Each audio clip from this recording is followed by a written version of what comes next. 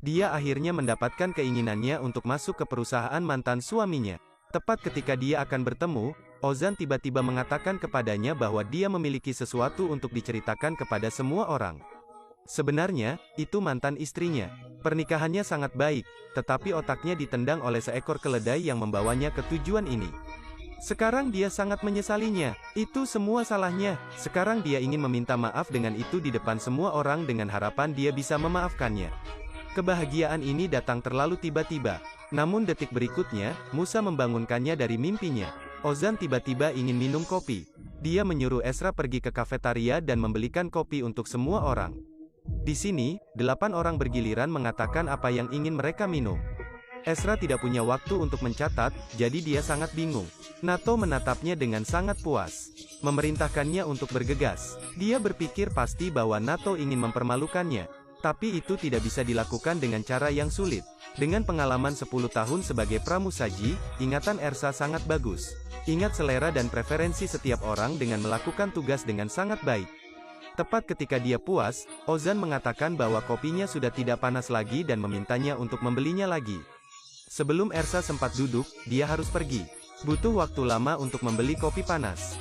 Dan begitu dia duduk, Nato memeriksa pengalaman kerjanya. Tanggapan Ezra membuat semua orang tertawa. Untungnya, Musa membantu tepat waktu dan lelucon ini berakhir. Setelah pertemuan itu, Nato memintanya pergi ke Binatu untuk mengambil pakaiannya. Tidak sampai dia mengambil barang-barangnya. Ketika lift rusak, dia berjalan bola-balik berkali-kali sepanjang hari. Dia tidak bisa mengangkat kakinya. Sekarang dia harus memuat pakaian dan menaiki tangga ke lantai 17. Sesampainya di sana, asisten menyuruhnya membawa pakaian itu ke rumah Ozan di lantai 4. Ezra yang lelah itu melemparkan pakaian itu ke sofa. Ketika dia mengetahui bahwa Ozan tidak ada di rumah, dia mulai menjelajahi rumah mantan suaminya untuk melihat apakah ada wanita di sana. Setelah 1 jam, dia tidak menemukan sesuatu yang mencurigakan.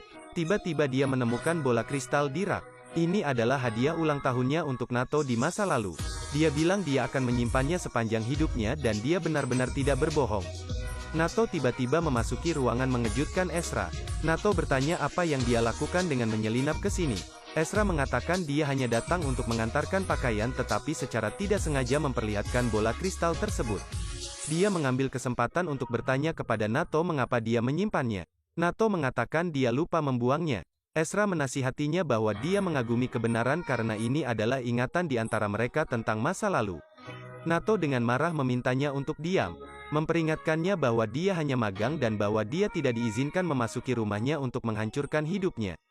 Pada malam hari, Ibu Otan, Rurutu pura-pura sakit mengelabui mereka untuk pulang.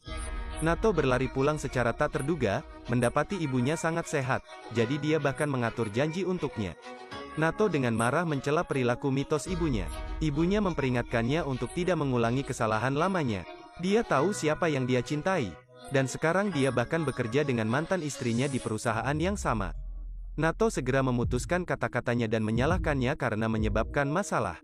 Sejak dia pindah ke sini, saudara laki-laki Ezra mengungkapkan kepada Ersa tentang penunjukan Nato.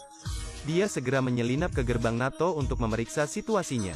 Tapi Nato menyerangnya. Dia bertanya padanya apakah aku memata-matai. Tapi tentu saja, Ezra tidak mau mengakuinya. Nato kehilangan kesabaran dan berbalik untuk pergi. Ezra bertanya apakah dia sedang terburu-buru untuk menikah. Nato menjawab bahwa hidupnya tidak ada hubungannya dengan dia. Ezra berterima kasih padanya karena telah merekrutnya.